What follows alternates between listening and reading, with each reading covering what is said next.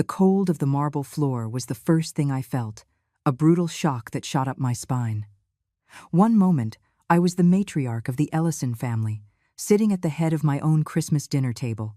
The next, I was on the ground, my 72-year-old body aching from the impact, looking up at the cruel face of my own son. His voice echoed in the sudden, deathly silence of the room. "This place belongs to my mother-in-law. Get out. N-double-E." Before we continue, please subscribe to the channel and let us know where you are listening in the comments. Just an hour before, the scene had been something out of a magazine. The Ellison Ranch in Dallas, our family's heart for over 40 years, was dressed in its holiday best. A magnificent pine tree, so tall its angel topper nearly brushed the vaulted wooden ceiling, glittered with a lifetime of ornaments. The fireplace crackled, casting a warm, golden glow on the faces of my family. The air smelled of roasted turkey, cinnamon, and pine, the scent of Christmas, the scent of home. I had spent the entire week preparing. My hands, though wrinkled, still knew their way around a kitchen, and my heart found joy in creating this perfect day for the people I loved most. My grandchildren, Emily and Jacob, had helped me decorate. Emily, at 16, was whip-smart and sensitive, with my late husband Frank's thoughtful eyes. Jacob, at 13, was all heart, a bundle of pure, uncomplicated affection. They were my world. My son, David, arrived with his wife, Monica, and her mother, Helen. I greeted them all with hugs, though Monica's was stiff, her cheek cold against mine. Helen, as always, was impeccably dressed, a picture of serene elegance, but her eyes, when they met mine, held a glint I could never quite decipher. It was a polite, smiling coldness. We gathered in the grand dining room. The long mahogany table was set with our finest china and silver, glowing under the soft light of a dozen candles. I moved to my customary seat at the head of the table, the place I had occupied beside my husband for 4 decades. It was more than a chair. It was a symbol of my place in this family, this home that Frank and I had built from nothing. As I was about to sit, David stepped forward. His face was pale, his jaw tight. "Mother," he said, his voice strained. Monica stood just behind him, her hand on his arm, a silent commander. Helen had already seated herself in the chair to the right of the head, watching the scene unfold with an unnerving calm. "Yes, David?" I smiled, though a knot of unease was tightening in my stomach. He cleared his throat. "That seat, Helen will be sitting there tonight." I blinked, certain I had misheard. "What are you talking about? Helen's seat is right there. This has always been my seat." I let out a small laugh, trying to brush away the absurdity of it. "Don't be silly, dear. Let's not be difficult on Christmas." "I'm not being difficult," he snapped, his voice rising. Monica's fingers tightened on his arm, a subtle squeeze of encouragement. "Things are changing. Helen is the senior woman here now. This place belongs to her." The words hit me like stones. The senior woman? I looked at Helen.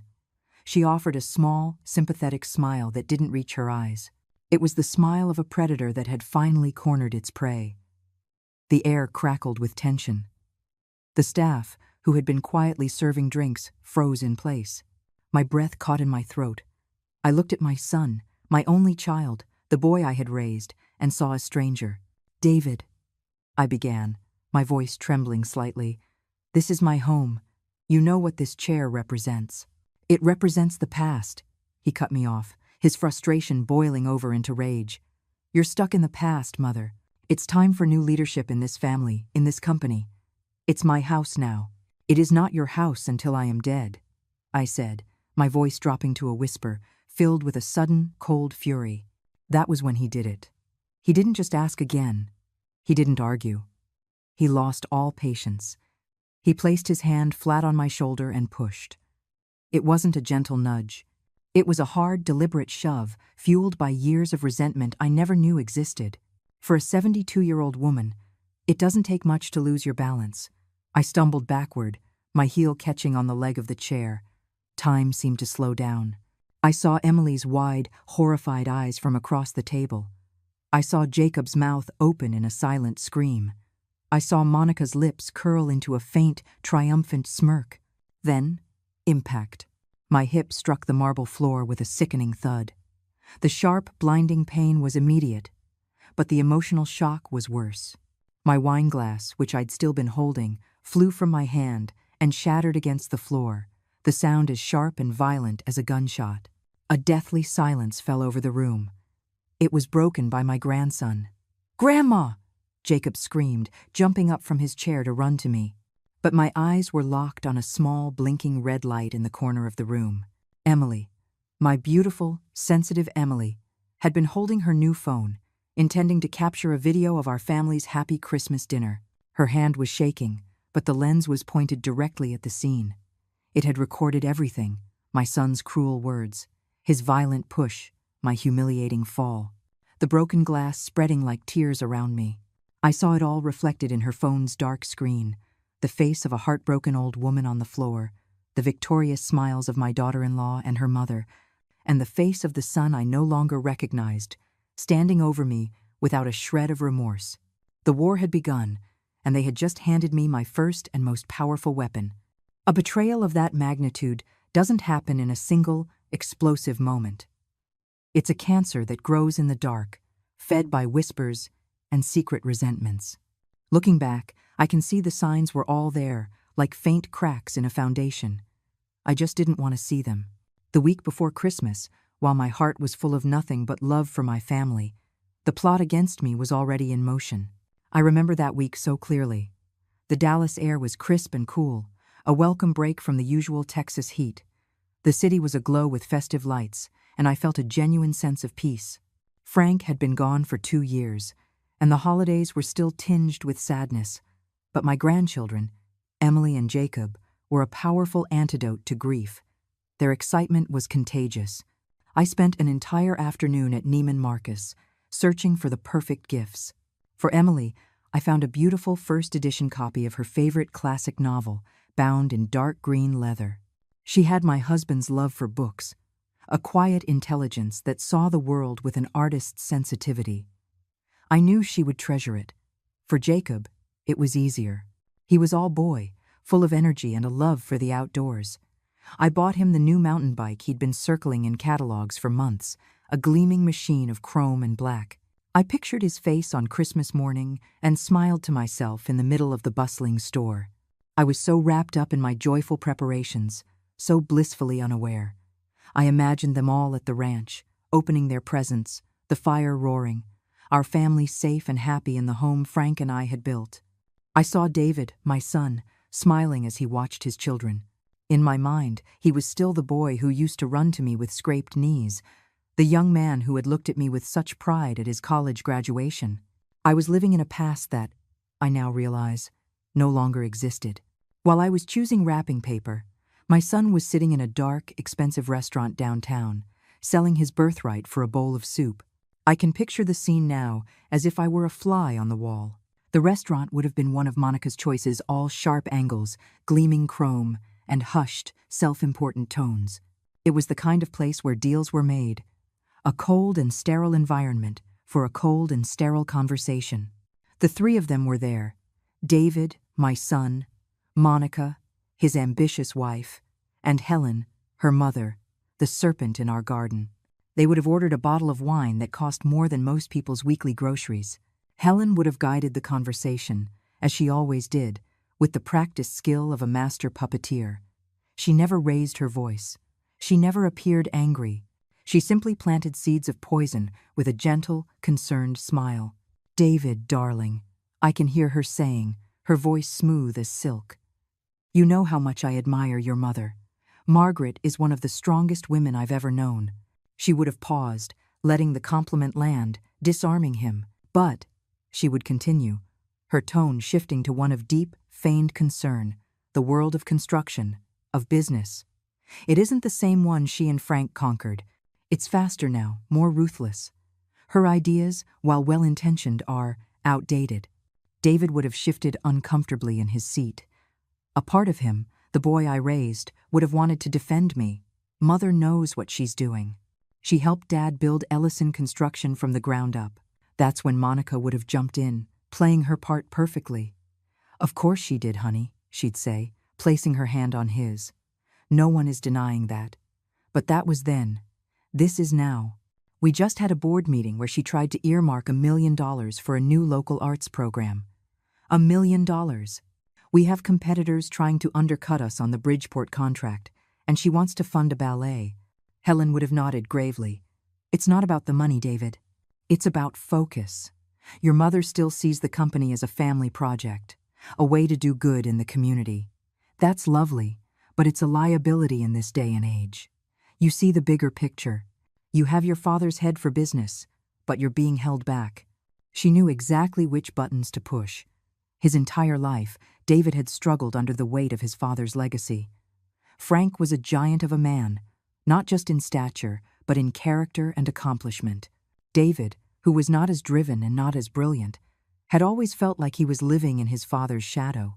Helen's words were designed to hit him where it hurt the most. His insecurity, his desperate need to prove that he was his own man. She needs to understand that her time of running things is over, Helen would have said, her voice dropping to a conspiratorial whisper. It's your time now. You have to be strong, David. Not for you, but for your own family, for Monica, for your children's future. She's right, Monica would chime in, her eyes hard. We need to have complete control, David, full authority to make the tough decisions without having to run them by her for approval. It's time we took what is rightfully ours. The hesitation I imagine in my son's eyes is the most painful part.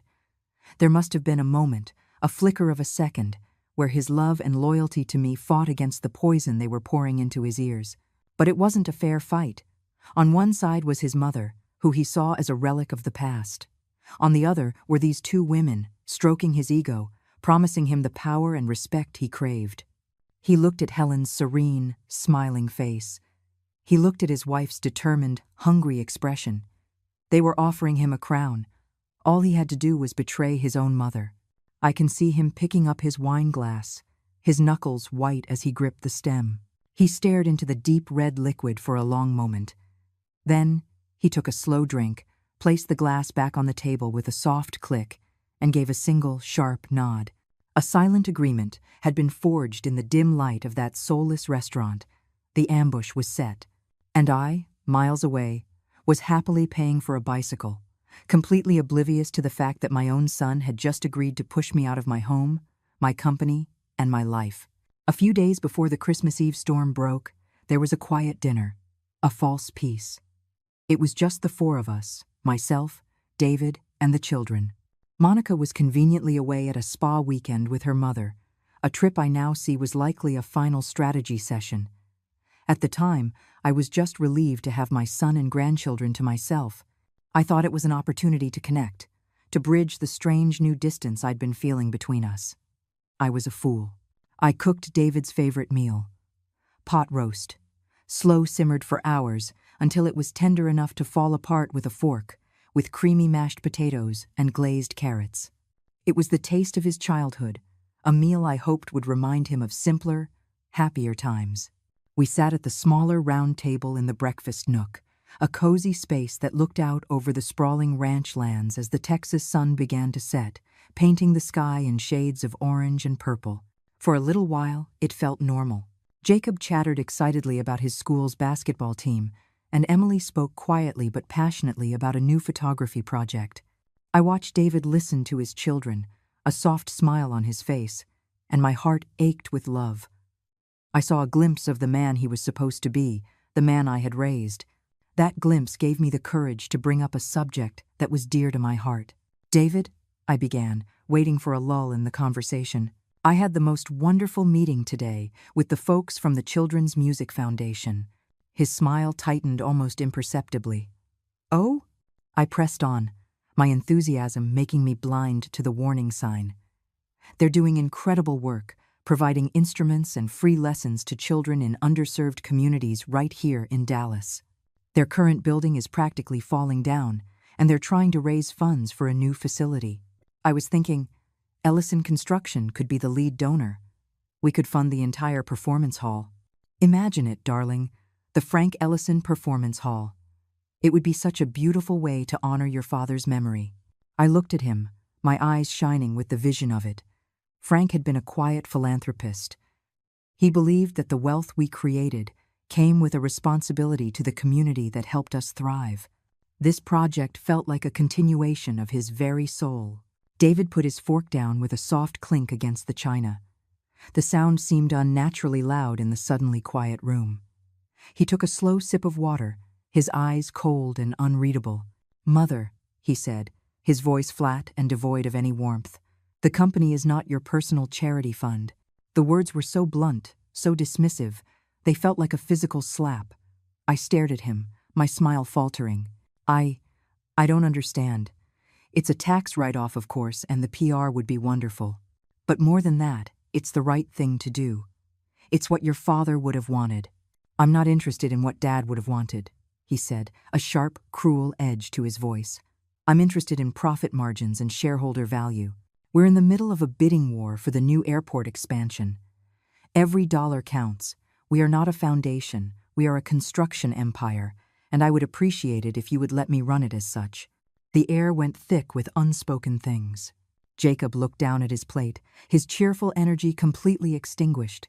Across the table, Emily's eyes darted from her father's hard face to my stunned one. I could see the worry clouding her features. She felt the chill as keenly as I did. She knew, in that instant, that this wasn't a simple business disagreement. It was a power play.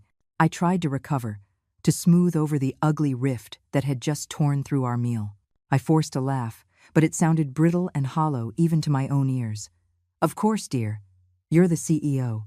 I was just making a suggestion." "Then please, keep your suggestions to yourself," he said, picking up his fork again as if nothing had happened. "I'll handle the business decisions from now on." I wanted to argue. I wanted to scream at him, to remind him that I wasn't just some board member. I was his mother, the co-founder of the very company he was so arrogantly claiming as his own. I had poured my own blood, sweat, and tears into Ellison Construction. My business acumen had saved Frank from ruin more than once, a fact we had always kept between us to protect his pride. But I looked at the children, at their troubled faces, and I bit my tongue so hard I tasted blood. I just nodded. "All right, David."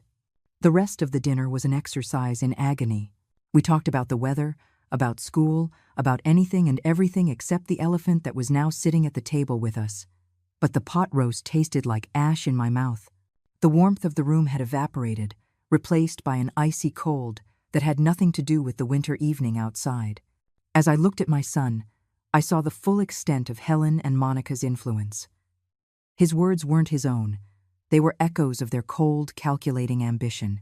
He was wearing his father's suit, sitting in his father's chair, but he was a stranger to me. The loving boy I knew, the one who respected and admired his parents, was gone. In his place was this hard, resentful man who looked at me not with love, but with impatience, as if I were an obstacle in his path. That night, for the first time, I truly understood. This wasn't a phase. This wasn't a simple case of my son wanting to find his own way.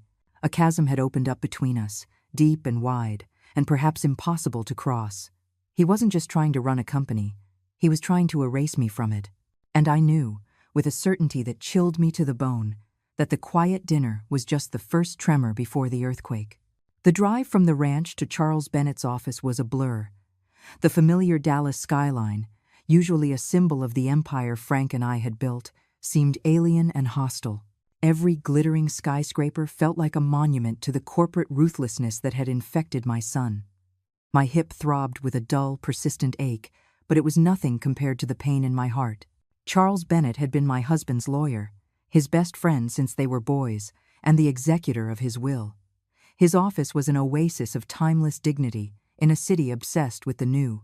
It was paneled in dark mahogany, lined with floor-to-ceiling bookshelves, filled with leather-bound legal tomes, and smelled faintly of old paper and good whiskey. It was a place of secrets and trust. He met me at the door, his usually cheerful face etched with grave concern. At 74, Charles was still sharp as a tack, with wise, kind eyes that had seen it all. He took one look at my face and simply said, "In here, Margaret. Let me pour you a brandy." I didn't protest. I sank into one of the deep leather armchairs facing his massive desk as he handed me a heavy crystal glass. The fiery liquid did little to warm the ice in my veins. He pushed me. "Charles, I said, my voice a hollow whisper. I recounted the whole sordid affair, the demand for my chair, David's cold words, the shove, the fall in front of my grandchildren. I spoke without tears, my shock having burned away everything but a cold, hard knot of grief. Charles listened without interruption, his hands steepled under his chin. He didn't seem surprised, which was somehow the most damning thing of all. When I finished, he was silent for a long moment, his gaze distant. "Frank saw this coming," he said finally, his voice heavy. "He prayed it would never happen, but he knew it might. He knew David's weakness." "What are you talking about?" Instead of answering, Charles rose and walked to a large oil painting of a Texas landscape that hung on the far wall. He swung it aside, revealing the dark steel door of a walk-in safe. He spun the combination dial with practiced clicks and pulled the heavy door open. From a private lockbox inside, he withdrew a thick, cream-colored envelope, sealed with the familiar Ellison family crest in dark red wax. My husband's seal. He placed it on the desk between us. Frank added a special provision to his final directives, separate from the main will. He called it his poison pill clause. My hand trembled as I reached for the envelope. A poison pill? That's a corporate term, a defense against a hostile takeover. "Precisely," Charles said, his eyes meeting mine. And Frank saw exactly what was coming, a hostile takeover of his family. He knew David was susceptible to influence, especially from Monica and her mother. He saw their ambition. "So, he left you a weapon of last resort." Charles leaned forward, his voice low and serious. "The clause states that if David, as CEO and majority shareholder, subjects you to provable and irrefutable public humiliation, you are granted the immediate right to purchase his entire controlling stake in Ellison Construction, all of it for the symbolic sum of $1. I stared at him, the air leaving my lungs. The audacity of it, the sheer strategic brilliance, was pure Frank. It was a master chess move from beyond the grave. But the implication was monstrous. He wanted me to bankrupt my own son? "No," Charles corrected gently. "He wanted to give you a choice. He wanted to ensure that you would never be at the mercy of David's weakness or Monica's greed. He was giving you a loaded gun, Margaret, and trusting that you would only ever use it if they backed you into a corner so tight you had no other way out." A loaded gun. The weight of it settled on me, heavy and cold. For a moment, I recoiled. To pull that trigger would be to declare total war, to destroy what was left of my family. It was unthinkable. Then Charles asked the question that changed everything. It's an explosive legal maneuver, and they would fight it tooth and nail. The entire case would hinge on one thing: the proof. The humiliation can't be just your word against his. It has to be absolute, undeniable, something a judge could look at and have no doubt. "Do you have proof, Margaret?" My mind, which had been a whirlwind of pain and confusion, suddenly went still and silent. The image that flashed behind my eyes was as clear as a photograph. The small, blinking red light of Emily's phone, the screen capturing the entire, horrific scene. My son's face twisted in anger, his hand on my shoulder, my body falling, the shatter of the glass, the triumphant smirk on Monica's face. It wasn't just proof, it was a verdict. I looked at Charles, and I felt the last of my hesitation burn away, replaced by something I hadn't felt in years: the cold, calculating fury of a woman who had just been handed the means to fight back. Before we continue, please subscribe to the channel and let us know where you are listening in the comments. My memory of that evening now plays back in fragments, each one sharp and clear, like shards of broken glass. But the moments just before the fall are what haunt me the most. That was when the battle lines were drawn, not with a cannon blast, but with a whisper and a smile. That was when the air in my own home turned to poison. I was standing near the fireplace, speaking with Jacob about his Christmas wish list, when Helen made her entrance. She didn't just walk in, she arrived. She was wearing a deep emerald green velvet dress that clung to her in a way that was both elegant and vaguely predatory. Diamonds glittered at her throat and ears, cold and brilliant. She moved through the room not as a guest, but as a queen taking possession of her court. I turned to greet her, a polite smile on my lips. "Helen, you look stunning. Merry Christmas." "Margaret, dear," she said, her voice a low purr. She air-kissed the space beside my cheek. "You've made the place look so festive. So traditional." There was a subtle emphasis on the last word, a hint of condescension that I chose to ignore. My unease began to grow when she didn't mingle. Instead, she glided directly to the dining room. I watched as she surveyed the magnificent table I had spent all afternoon setting. Then, with a quiet, deliberate grace, she placed her evening bag on the table, next to the chair to the right of the head, my husband's former seat, the seat of honor. And then she sat down, crossing her legs, the picture of serene entitlement. It was a blatant power play, and everyone in the room felt it. The serving staff, who were putting the final touches on the place settings, exchanged nervous glances. Even Jacob seemed to sense the shift in the atmosphere, his cheerful chatter fading into silence. It was a declaration.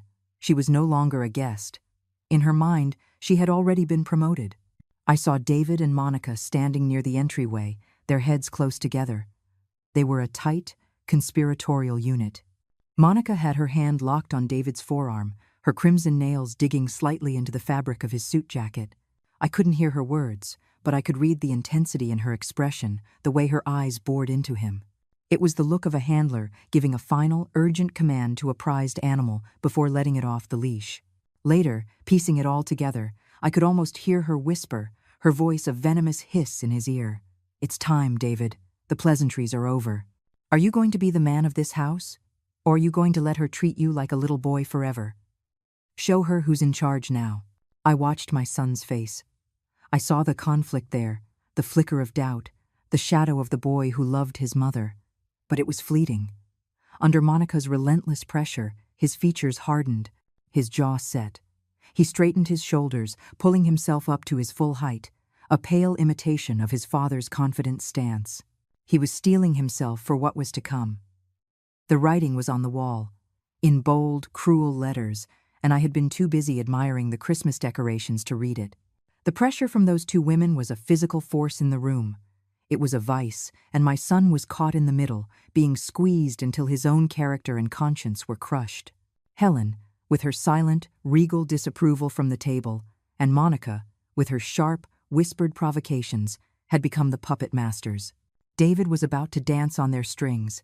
I decided to try and seize back control, to pretend this wasn't happening. I clapped my hands together, forcing a bright, cheerful tone into my voice. "All right, everyone. Shall we take our seats? The turkey is about to be carved." My voice cut through the thick tension, but it didn't dissipate it. The staff scurried to their positions. Emily and Jacob moved uncertainly toward their chairs. Monica gave David's arm one last, hard squeeze and then released him, a faint, knowing smirk on her lips. She had wound him up and set him loose. I turned and walked toward my chair at the head of the table, the one that had been mine for 40 years. Every step felt heavy, as if I were wading through water. Every eye was on me. The cheerful crackle of the fire in the hearth suddenly sounded deafening in the strained silence. This was it. This was the moment where the Cold War that had been brewing in my family was about to turn hot. As I reached for the back of my chair, I saw David move out of the corner of my eye. He wasn't walking to his own seat. He was walking directly toward me, his expression a mask of grim determination. The storm was no longer gathering. It had arrived. I don't remember getting up off the floor. I don't remember the hands that may or may not have helped me. My memory of leaving the dining room is a tunnel of roaring silence, the horrified faces of the staff and my grandchildren blurring into a meaningless watercolor of shock. The only thing I felt was the searing cold of the marble that had seeped into my bones and the even colder reality of what had just happened. My son. My own son had put his hands on me. I walked, not ran up the grand, curving staircase of my home. Each step sent a jolt of pain through my hip, a grim metronome marking my retreat. I kept my back straight, my head held high. I would not give them the satisfaction of seeing me crumble. Not yet. I could feel their eyes on my back, a combination of shock, guilt, and I was certain cold-blooded satisfaction. My bedroom was my sanctuary, the one place in this sprawling house that was truly mine. It was decorated in soft creams and blues, filled with books and photographs of a life I thought I understood. I stepped inside, and the first thing I did was turn the heavy, ornate brass lock on the door. The loud, definitive click was the sound of a drawbridge being raised, a fortress wall being sealed. I was safe, for now. I leaned my back against the solid wood of the door and squeezed my eyes shut, my breath coming in ragged, shallow gasps. The dam of composure I had so carefully constructed was about to break. A sob, hot and raw, clawed its way up my throat. This couldn't be real. It was a nightmare, a grotesque distortion of a Christmas dinner. Any moment now, I would wake up. But the throbbing in my hip was real. The shattered image of my son's face, twisted with a rage I'd never seen, was real. A soft, hesitant knock came at the door. "Go away," I choked out, my voice thick with unshed tears. "Grandma?" A small, trembling voice whispered through the wood. "It's me. Emily. Please." My heart fractured a little more. Emily, my sweet, sensitive girl. She shouldn't have to see this, to be a part of this ugliness. But I couldn't turn her away. I took a deep, shuddering breath, wiped the single tear that had escaped from the corner of my eye, and unlocked the door. She stood in the hallway, her face pale and streaked with tears, her new phone clutched in her hand like a piece of damning evidence.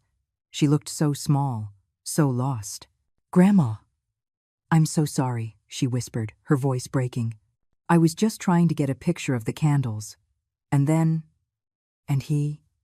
She couldn't finish, her words dissolving into a fresh wave of sobs. I pulled her into my arms, holding her tight.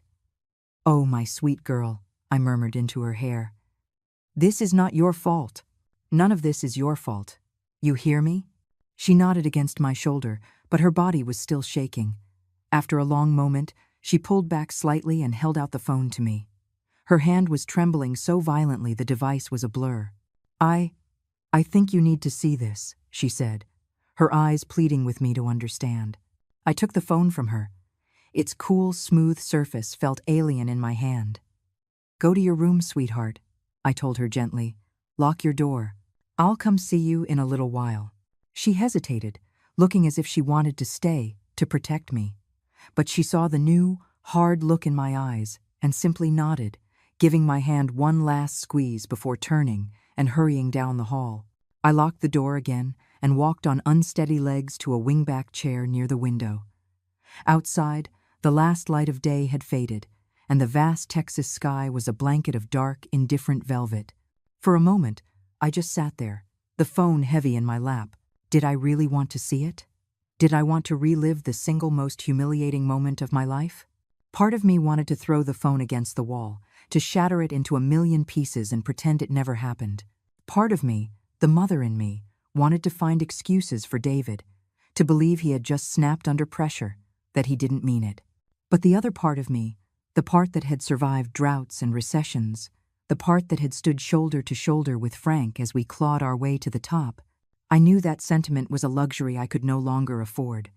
I needed to see the unvarnished truth. My hand was shaking as I pressed the play button. The video started with the sounds of a happy family. Jacob was laughing at something. I could hear my own voice, bright and cheerful. The camera panned unsteadily across the beautifully set table, the glittering tree. It was a perfect Christmas scene. And then, the camera settled on me as I approached the head of the table. Watching it from this third-person perspective was a brutal, out-of-body experience.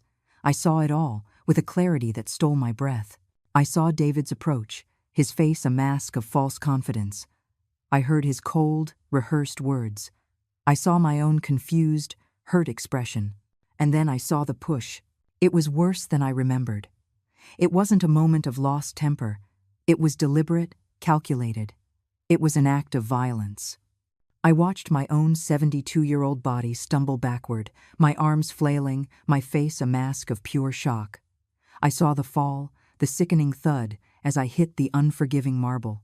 But it was the aftermath that truly turned my blood to ice. As my on-screen self lay stunned on the floor, the camera, still recording, caught the reactions. David stood over me, his expression not of horror or regret, but of grim, resolute justification. And behind him, I saw Monica. The mask slipped. For one fleeting, terrible second, a smirk of pure, unadulterated triumph curled her lips. She had won. In that instant, watching that smirk, Something inside me broke, but it wasn't my spirit. It was the last, fragile thread of maternal love and denial that I had been clinging to. The pain didn't vanish, but it began to change, to transmute. It cooled and hardened, crystallizing from raw, weeping grief into something sharp, dense, and powerful. It became rage. A cold, clear, and focused rage. I didn't cry. The tears that had been welling in my eyes simply evaporated, burned away by this new volcanic heat rising within me. The woman who had been pushed to the floor was a victim. The woman watching this video was not. My gaze drifted from the phone screen to the large, silver-framed photograph on my bedside table. It was Frank, taken on our 40th anniversary. He was smiling, his eyes crinkling at the corners, full of the strength and love that had been the bedrock of my life. I looked at his image, and it wasn't a plea for help, it was a promise. They will not destroy what we built, Frank. I will not let them. My hand, which had been trembling moments before, was now perfectly steady. My movements were calm, deliberate. I stood up, walked to my nightstand, and picked up my own phone. My fingers didn't falter as I scrolled through my contacts and found the name Charles Bennett. He answered on the second ring, his voice warm with holiday cheer. "Margaret, Merry Christmas." I took a breath. When I spoke, my voice was not the voice of a weeping, broken old woman. It was a voice he hadn't heard in years, the voice of the woman who had once stared down bankers and union bosses without blinking. It was choked with emotion, yes, but it was layered with steel. It was the voice of a queen reclaiming her throne. "Charles," I said, my words precise and deadly. "I have the proof. Activate it." Christmas morning dawned bright and cold over Dallas. In David and Monica's sterile, modernist mansion, a house of glass and white marble that had always felt more like a corporate headquarters than a home, the mood was one of triumphant celebration. They had done it. The coup was complete. I imagined them waking late, wrapped in $1,000 sheets, the previous night's ugliness already a distant, justified memory. They would see it not as a betrayal, but as a necessary business decision, a changing of the guard. They were the future, I was the past. There would have been no frantic, early morning rush of children eager for presents. Emily and Jacob were with me at the ranch, a fact that probably brought David and Monica a sense of relief. They could celebrate their victory in peace. I see them in my mind's eye, standing in their cavernous living room, glasses of expensive champagne in hand, toasting each other in front of a ridiculously oversized, professionally decorated Christmas tree that was as perfect and soulless as the rest of their house. "To the new era of Ellison construction," Monica would have said, her voice smug, her eyes glittering with ambition. "And to its new chairman." She would clink her glass against David's, the crystal ringing out in the quiet house. "To us," David would reply, a proud, foolish smile spreading across his face. He finally felt like the man of the house, the king of the castle. He was blind to the fact that he was merely a prince consort, and Monica was the one truly wearing the crown. He probably expected his phone to be blowing up. He likely anticipated a barrage of angry, tearful, or pleading calls from me. 47 missed calls. 100 desperate texts. That's what he would have considered a victory. It would have fed his ego, confirming that he had broken me, that I was now powerless, and pleading for scraps from his table. But the morning passed in silence. My number never appeared on his screen. It was Monica, of course, who saw it first. She was surgically attached to her phone, her thumb in a state of perpetual scrolling. While David was admiring a new, obscenely expensive watch she had gifted him, she was scanning his emails, which he had long ago given her full access to. "Well, well," she would have murmured, a small, cruel smile playing on her lips. "What have we here?" David, still basking in the glow of his new authority, would have looked over her shoulder. "What is it?" "An email," she'd say, her tone dripping with amusement. "From Charles Bennett's office, sent at 6 a.m. on Christmas morning. How festive." I can picture them reading it together, their heads bent over the small, glowing screen. The language of the email would have been brutally formal, stripped of all sentiment. It was pure legal ice. Subject: Formal Notice of Intent to Enforce Clause 12B of the Ellison Family Trust and Holdings Agreement.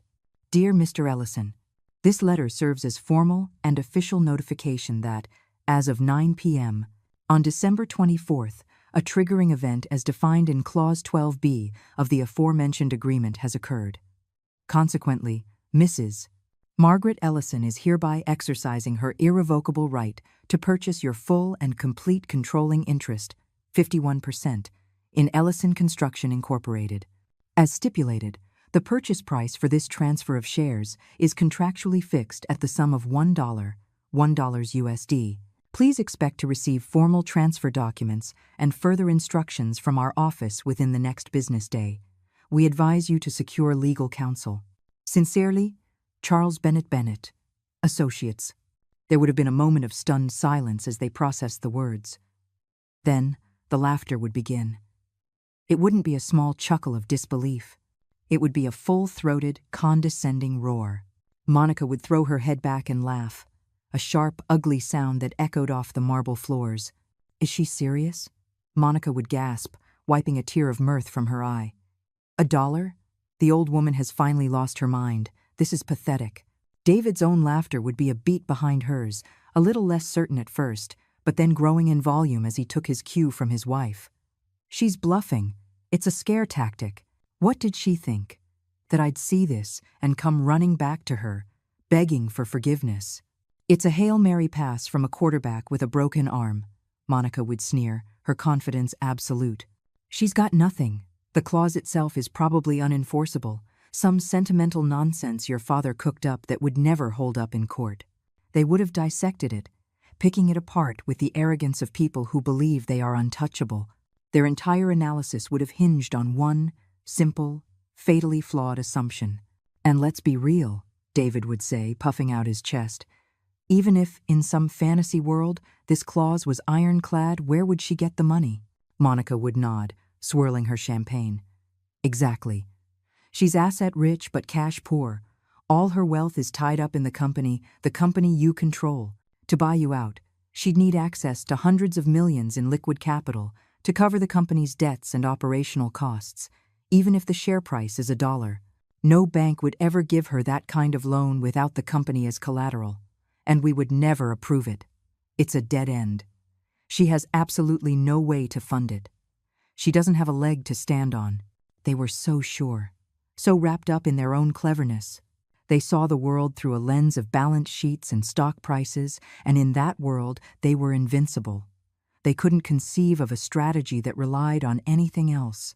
The idea that my power might come from a source they couldn't quantify, from loyalty, from a father's foresight, from a granddaughter's love, was completely alien to them. So they dismissed it. They laughed it off as the desperate last-ditch effort of a bitter old woman. They had fought a battle of brute force and won.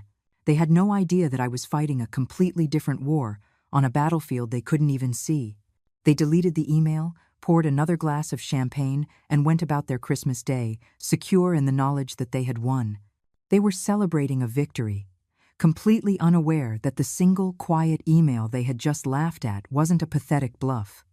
It was the sound of a well-oiled guillotine sliding into place. While David and Monica were laughing in their glass house, Helen was sitting in the quiet, silk-paneled study of her own home, and she was not laughing at all. Monica, in her gloating triumph, had forwarded Charles Bennett's email to her mother with a simple, smug message attached. "Can you believe the nerve? She's officially lost it. Lol." Helen read the email once. Then she read it again, her perfectly manicured fingers scrolling slowly down the screen. There was no amusement in her cold, intelligent eyes. David and Monica saw a pathetic bluff. Helen saw a declaration of war from a player she had never underestimated. She knew my late husband, Frank. He was a brilliant, tough-as-nails businessman, but he was also a sentimentalist when it came to his family. This poison pill clause, however, was not the work of a sentimentalist. It was the cold, hard calculation of a master strategist. Frank Ellison did not build half measures into his legal directives. If the clause existed, Helen knew with chilling certainty it was ironclad. More importantly, she knew me. She had spent years observing me, studying me with the detached curiosity of a biologist examining a rival species. She knew that beneath the polite exterior of the society hostess and doting grandmother was the woman who had helped Frank build his empire. I was not prone to hysterics. I did not make empty threats. If I had told Charles Bennett to activate that clause, it was because I held a winning hand. The only question was, what was my ace in the hole? The phrase, provable and irrefutable public humiliation, stuck in her mind. What proof could I possibly have? A witness? A recording? It didn't matter. The fact that I was confident enough to make the move was all the proof Helen needed that David and Monica had blundered, and blundered badly. They had mistaken a sleeping lioness for a house cat, and now they were about to get mauled. Helen did not waste a single second on recriminations. Emotion was a liability. Action was everything. She immediately saw the new shape of the battlefield. This was no longer a simple, two-sided coup. It was a chaotic mess, and chaos was a ladder. Her first call was to her publicist. "Michael, darling," she said, her voice a mask of distress and sorrow. "Something terrible has happened. An internal family matter has escalated. I need you to release a statement on my behalf immediately." Within the hour, a carefully worded statement was leaked to the Dallas Society pages and key financial news outlets. Helen de Winter is profoundly saddened and deeply disturbed by the recent reports of a conflict within the Ellison family. She was not party to, nor did she have any prior knowledge of, the regrettable incident that took place on Christmas Eve. Her only wish is for a swift and peaceful resolution. Her primary concern at this time, as it has always been, is for the stability of Ellison Construction and the preservation of the legacy of its great founder, the late Frank Ellison. It was a masterpiece of plausible deniability. With a few sentences, she had painted herself as a concerned, innocent bystander. She had publicly condemned David's actions without ever mentioning his name, severing herself from him like a surgeon excising a tumor. She had thrown her own daughter and son-in-law directly under the bus while positioning herself as the noble guardian of Frank's legacy. The snake had shed its skin. Her second phase began immediately after. She picked up her private phone and started making calls, not to lawyers, but to the handful of key members on the Ellison Construction Board of Directors. Her first call was to John Carmichael, a gruff, old-school oil man who had served on the board with Frank for 30 years. "John, it's Helen," she said, her voice now filled with a different kind of performance, that of a trusted peer in a time of crisis. "I'm afraid I'm calling with terrible news. I'm sure you'll be hearing whispers soon, so I wanted you to hear it from me first." She laid out a carefully edited version of the story. David, under immense pressure, had suffered a lapse in judgment and behaved appallingly toward me. As a result, I, in a state of understandable emotional distress, was now making rash legal threats that could destabilize the entire company. "This is no longer a family squabble, John," she said, her voice low and serious. "This is a 5-alarm fire. David has proven he is too volatile to lead. Margaret, God love her, is thinking with her heart, not her head. The company is about to be torn apart by their personal war. The shareholders are going to panic." She let him absorb the impending disaster.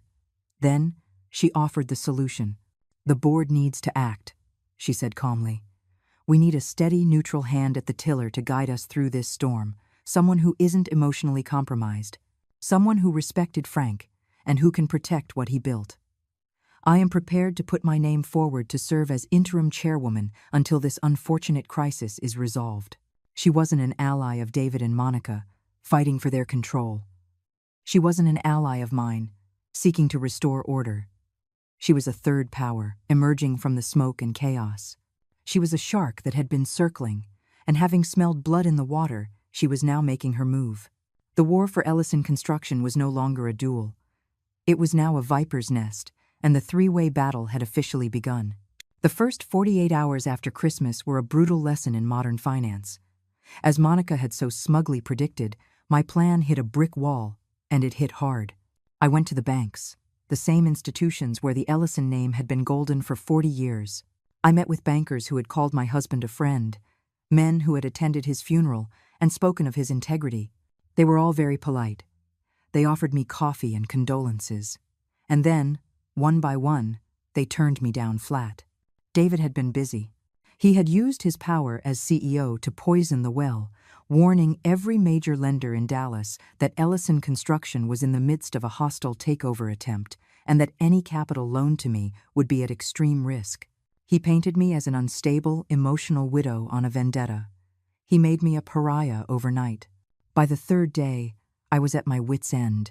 I had a loaded gun, but I had no ammunition to fire it. Charles Bennett and I sat in his office, the grim reality of our situation settling over us. We had the law on our side, but in the world of high finance, cash is king, and our coffers were empty. "There's no one left to ask, Margaret," Charles said, the defeat heavy in his voice. I stared out his window at the steel and glass canyons of the city. He was wrong. There was one person left. One name so unthinkable, so far beyond the pale, that I hadn't even allowed myself to consider it until now. "Get me a meeting with Arthur Vance," I said, my voice quiet but firm. Charles looked at me as if I had just suggested we set the building on fire. "Arthur Vance? Margaret, are you out of your mind?" He was Frank's bitterest rival. They spent 30 years trying to put each other out of business. The man is a shark. "I know exactly who he is," I replied, my gaze unwavering. "And right now, a shark is exactly what I need." Arthur Vance's mansion was the physical opposite of my home. Where the Ellison Ranch was warm wood, worn leather, and treasured memories, his home was a monument to cold, modern power. It was all glass, white marble, and sharp angles, filled with abstract art that I found jarring and soulless. It was the home of a man who admired strategy, not sentiment. He met me himself in a vast, minimalist living room that overlooked the city. At 75, Arthur was lean and sharp, his eyes a pale, piercing blue that missed nothing. We had been social adversaries for decades, but we had always shared a quiet, grudging respect for one another's intellect. He respected me far more than he had ever respected my son. "Margaret," he said, foregoing any pleasantries, "to what do I owe this unexpected pleasure?" I didn't sit down. I had not come for a social call. "Let's cut to the chase, Arthur. You've heard the rumors." "I hear everything," he replied, a faint, calculating smile on his lips. "My son has locked me out of my own company. I have a legal mechanism to take it back, but he's blocked me at every bank in the state. I'm legally entitled to buy his shares, but I lack the capital to run the company once I do. I am backed into a corner." He watched me, his expression unreadable, letting the silence hang in the air. "I need your money, Arthur," I said, laying my cards on the table. "And you need the one thing you've never been able to get, a door into Ellison Construction, a door that only I can open for you." He walked to the floor-to-ceiling window and looked out at the city below, his hands clasped behind his back. He knew the deal of a lifetime when he saw it. He was the only person in Texas with the resources and the nerve to defy David, and the only one who would relish the fight. He turned back to face me. 40%, he said, his voice flat and non-negotiable. "I'll provide the full line of credit you need to operate, and I'll fund your legal battle to the bitter end. In exchange, upon your successful acquisition of your son's shares, you will sign over 40% of the company to me. That's my price." It was a devil's bargain. I would be giving away nearly half of the empire Frank and I had built. I would be handing our greatest enemy a stake in our legacy. But the alternative was to let it all fall into the undeserving, incompetent hands of Monica and David, to let them tarnish everything Frank had stood for. I didn't hesitate. "You have a deal." I held out my hand. Arthur Vance looked at it for a moment, then took it in his own firm, dry grip. The handshake was brief, businesslike. An unholy alliance had just been formed. I had sacrificed a piece of my kingdom, but in doing so, I had just bought myself an army. The Ellison Construction boardroom is on the top floor of a skyscraper in downtown Dallas. It's a space designed to project power, with a 20-foot-long mahogany table polished to a mirror shine and a wall of glass offering a god's-eye view of the city we had built. I had chosen the decor myself years ago, but on that morning, walking into it felt like entering a foreign country. They were all there, the entire board of directors, a collection of grim-faced men in expensive suits, summoned by their CEO for an emergency meeting. At the head of the table, in the seats that had once belonged to Frank and me, sat David and Monica. My son looked every bit the part of the powerful executive, his suit perfectly tailored, his hair perfectly coiffed. He radiated an air of impatient authority. Beside him, Monica was a portrait of icy composure, her hands folded neatly on the table, a slim leather portfolio in front of her. They looked confident, invincible. From their perspective, this was the final act.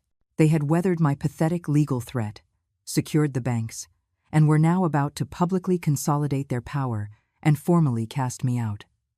They thought this meeting was their coronation. They had no idea it was their execution. The room fell silent as the heavy oak doors swung open. Every head turned. The expressions on the faces of the board members shifted from nervous anticipation to stunned disbelief. David's jaw literally dropped. I walked in first, my steps slow and deliberate on the plush carpet. I wore a simple but impeccably tailored navy blue suit, my hair styled, my expression serene. I was not the hysterical old woman they were expecting. I was the matriarch of Ellison Construction, and I had come to reclaim my house. The second shockwave hit the room a moment later as Charles Bennett followed me in, carrying a briefcase. The third, and most powerful, was the man who entered behind him, Arthur Vance. The sight of my husband's greatest rival walking into the Ellison boardroom sent a ripple of audible gasps through the room. Arthur, looking perfectly at ease in his own bespoke suit, simply nodded to the assembled board members as if he were attending a regular Tuesday meeting. He was followed by a team of 3 sharp, predatory-looking lawyers from his own firm who moved with the silent efficiency of a wolf pack. I saw Helen, seated at the far end of the table. She had positioned herself as the wise elder, the neutral party ready to step in and save the company from the family's implosion. Her mask of calm was flawless, but I saw the flicker of genuine shock in her eyes as she took in the sight of Arthur Vance. This was a variable she had not accounted for. Her carefully constructed plans had just been hit by a tornado. David was the first to find his voice. He shot to his feet, his face turning a blotchy red. "What is the meaning of this? Mother, you are not welcome here. And him?" He jabbed a trembling finger toward Arthur. "This is a private meeting of the Ellison Construction Board of Directors. Security." 2 security guards who had been standing by the door took a step forward, but Charles held up a hand. "That won't be necessary," Charles said, his voice calm and authoritative, cutting through David's blustering. "Mrs. Ellison is here as the primary stakeholder of the Ellison Family Trust, and Mr. Vance is here as her financial counsel." "Financial counsel?" Monica scoffed, her voice dripping with derision. "What is this? A joke? You have no standing here. We are moving to have you formally removed from the trust on grounds of incompetence." "All in due time," Charles said smoothly, not rising to the bait. "But first, there is the matter of the agenda item I submitted this morning. The enforcement of Clause 12B. David let out a harsh, barking laugh. Clause 12B is a fantasy. It's a non-binding, sentimental piece of garbage, and you have absolutely no grounds to enforce it. This meeting is over. Get out." "On the contrary," Charles said, opening his briefcase, "the grounds are, unfortunately, quite solid." He retrieved a small, slim laptop and a projector remote. "As you all know," he said, addressing the now utterly bewildered board, Clause 12B is a unique provision triggered by an act of provable and irrefutable public humiliation against Mrs. Ellison by the acting CEO. We are here today to provide that proof. A palpable tension seized the room. The board members shifted in their seats, exchanging uneasy looks. David and Monica stared, a flicker of uncertainty finally breaking through their arrogant facade.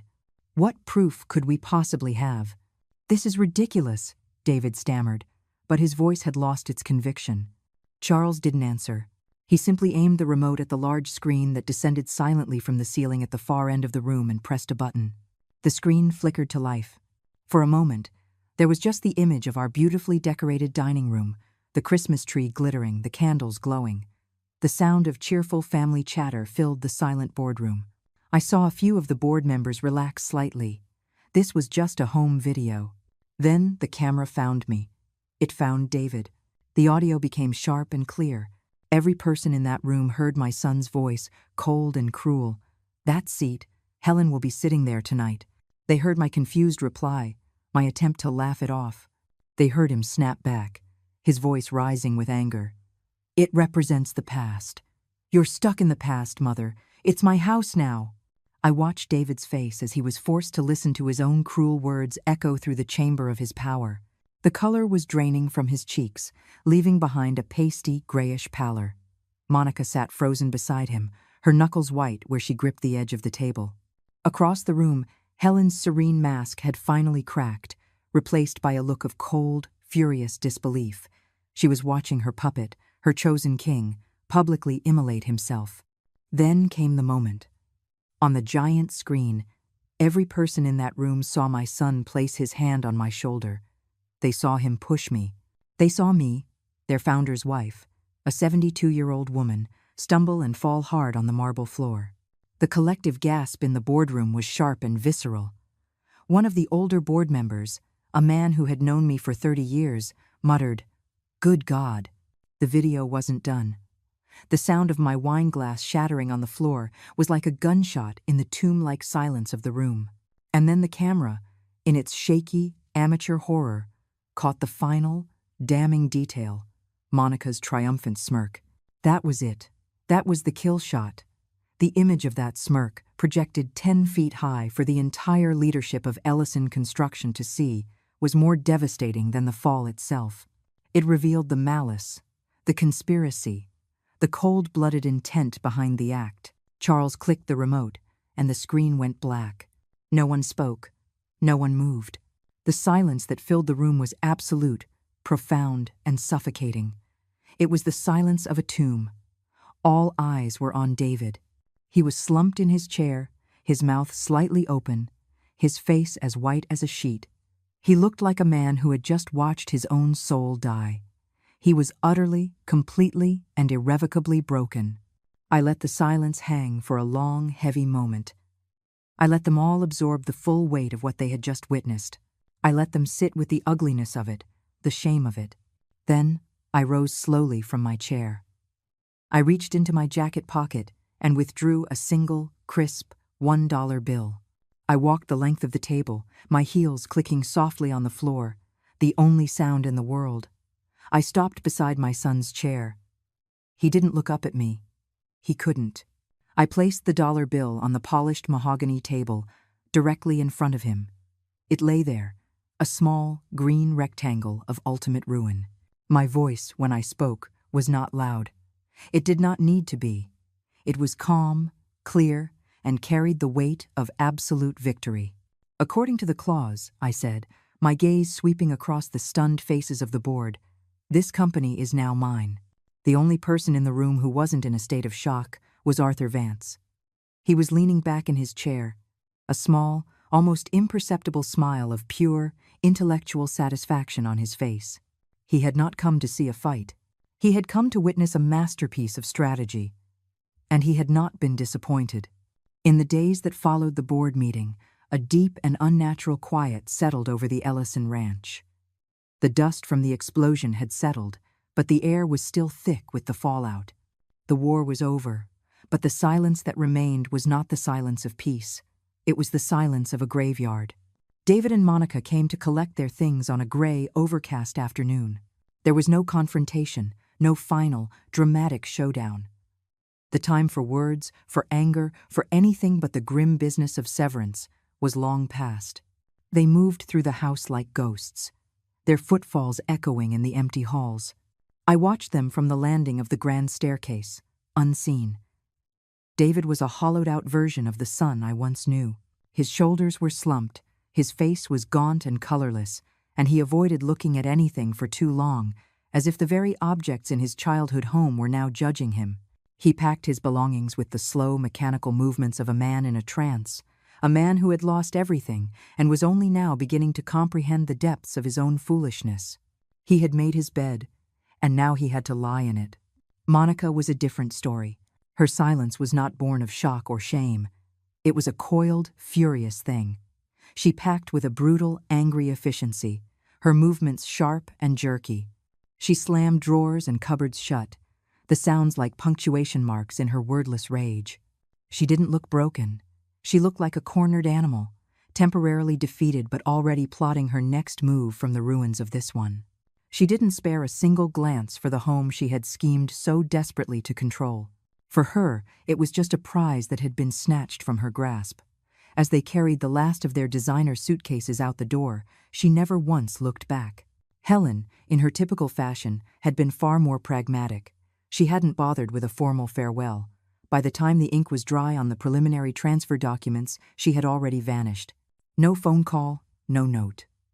She had simply disappeared from our lives as cleanly and silently as she had entered them. She had played her hand and lost, and like any good gambler, she knew when to fold and walk away from the table without a fuss. She had cut her losses and moved on to the next game. After they were all gone, I walked through the quiet rooms of my house. It felt cavernous, empty. The grand dining room where my humiliation had been staged was now just a room with a table. The living room, where we had once laughed and opened Christmas presents, was just a space with furniture. The victory I had fought so hard for felt profoundly hollow. There was no surge of triumph, no feeling of vindication. I just felt tired, a deep, soul-crushing weariness that settled into my bones. The taste of victory was the taste of ash in my mouth. The next day, Arthur Vance came to the ranch. He didn't bring his team of lawyers this time. He came alone. We sat in Frank's study, a room where so many landmark deals had been signed. Charles Bennett was there with me, and he laid out the final, ironclad documents on the massive oak desk. The paperwork that would formally transfer 40% of Ellison Construction to my husband's greatest rival. Arthur read through the documents with his usual sharp, dispassionate focus. He wasn't gloating. This wasn't personal for him. It was just business. And it had been a very, very good piece of business. "It's all in order," he said finally, placing the papers down. "A deal's a deal, Arthur," I said, my voice steady. I picked up the heavy, gold-plated pen that had belonged to Frank, the one he'd used to sign the company's incorporation papers all those years ago. For a fleeting second, my hand hesitated over the signature line. This was it. I was willingly giving away a massive piece of the legacy Frank and I had bled for. I was letting the enemy through the gates. But I remembered David's face, Monica's smirk, and my resolve hardened. I had saved the soul of the company, even if it meant sacrificing a part of its body. I signed my name. The stroke of the pen was the only sound in the room. I pushed the documents across the desk to Arthur. He countersigned without a word, his own signature a sharp, angular script. It was done. He stood up, gathering his copies. "You fought a good fight, Margaret," he said, a note of genuine, intellectual respect in his voice. It was the highest compliment he was capable of giving. "Frank would have been proud of your strategy. Frank would have hated that it ever came to this," I replied softly. He gave a curt nod, as if to concede the point, and then he left. I sat there in the study, staring at the empty chair where he had been, feeling the full weight of what I had just done. I had won the war, but the cost had been staggering. My son was gone. My family was fractured, and my company was now partially owned by a shark. Was this what I had wanted? Power? Control? No. I realized with a sudden, painful clarity that all I had ever truly wanted was the peace that had been stolen from me. I was still sitting there, lost in the quiet wreckage of my thoughts, when I heard a different kind of sound break the silence. It wasn't the sound of packing or lawyers. It was the sound of life. The thunder of small feet on the grand staircase, the sound of unrestrained laughter. The study door burst open, and Jacob and Emily tumbled in. "Grandma!" Jacob yelled, launching himself at me. His arms wrapped around my neck in a tight, fierce hug that almost knocked the wind out of me. Emily was right behind him, her arms wrapping around us both. She rested her head on my shoulder, her grip just as strong. "We saw the cars leave," Emily whispered, her voice thick with emotion. "Are you okay?" I held my grandchildren, my two precious, beautiful grandchildren, and for the first time in days, I felt something other than exhaustion and grief. I breathed in the scent of their hair, felt the warmth of their small, strong bodies clinging to me. This was real. "We're not going anywhere, Grandma," Jacob said, his voice muffled against my suit jacket. "We're going to stay here with you. Always." Tears, hot and real, finally welled in my eyes and spilled down my cheeks. They weren't tears of sadness or anger. They were tears of a deep, profound, and heartbreaking relief. I had lost a son, but I had not lost my family. I had lost a piece of my company, but I had not lost my legacy. My legacy was right here, holding me, loving me. And in that moment, surrounded by the ashes of my old life, I finally felt the first fragile flicker of a new and different kind of peace. A year has passed. The seasons have turned, and so has my life. I no longer live at the Ellison Ranch. The grand, silent house with its sprawling lands and painful memories was a gilded cage, and I have finally set myself free. My home now is a small, beautiful house nestled on the shore of a quiet lake, a little ways outside of Dallas. It's a house filled not with the ghosts of the past, but with sunlight and the scent of lake water and baking bread. Instead of long, echoing hallways, I have cozy rooms filled with books. Instead of acres of manicured lawns, I have a small, wild, and beautiful garden that I tend to myself. This morning, the Texas sun is warm on my back as I prune my rose bushes. The petals are a deep, velvety red, and their fragrance fills the air. This is where I find my peace now, with my hands in the soil, coaxing life from the earth. The silence here is different from the silence at the ranch. It isn't an absence of sound, it's a presence of peace. It's the gentle lapping of water against the shore, the buzz of a honeybee, the cheerful, uncomplicated song of a cardinal in the old oak tree. A familiar crunch of tires on the gravel driveway pulls me from my thoughts. A smile spreads across my face, genuine and easy. I pull off my gardening gloves and turn just as two figures spill out of a car, their laughter preceding them. "Grandma," Jacob yells, his 14-year-old voice cracking with the endearing awkwardness of adolescence.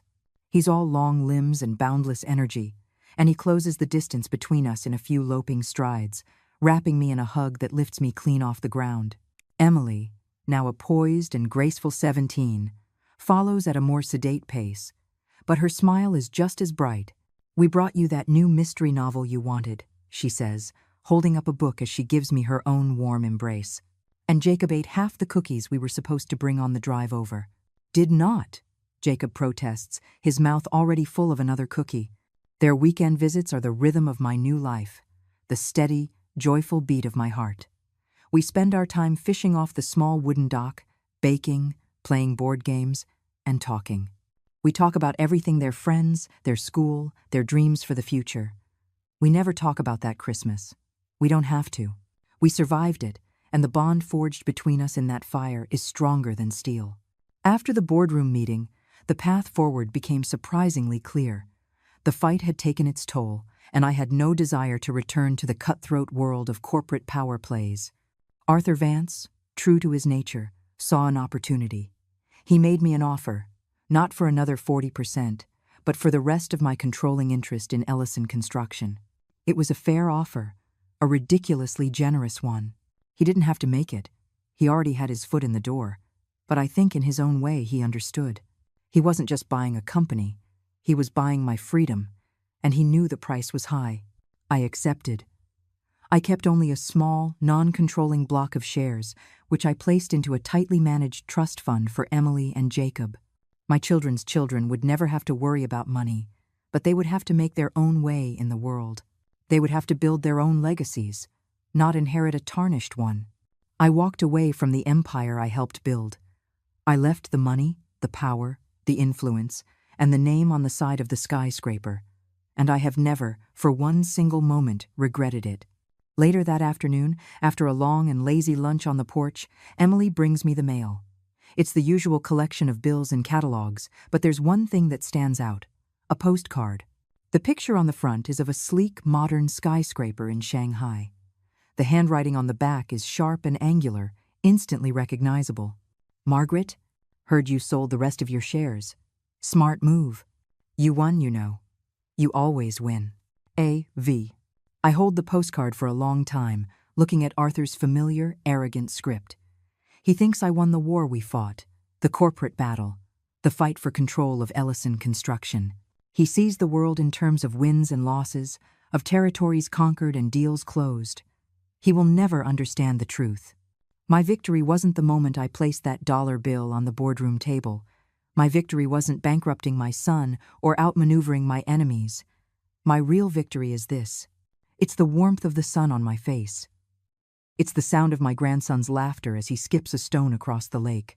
It's the quiet pride in my granddaughter's eyes as she talks about the university she wants to attend. They tried to take everything from me. My home, my company, my dignity. They thought those things were the source of my strength. They thought power was something you owned, a title you held, a number in a bank account. They were so busy fighting for the throne, they never realized that the real kingdom was something you carry inside your own heart. They lost the moment they forgot what it means to be a family. I look up from the postcard and out at the sparkling water. Jacob is trying to teach Emily his stone-skipping technique, and she's laughing, her head thrown back in the golden afternoon light. My heart feels full, not with the hollow pride of ownership, but with the quiet, profound joy of belonging. This is my legacy. Not the steel and glass towers downtown, but this peace, this love. This is the one thing they could never have taken from me. If you enjoyed this story, please like the video, subscribe to the channel, and comment 1 below. If not, feel free to comment 0 so we know and can improve future videos. To hear the next story, click the box on the left. Thank you for watching.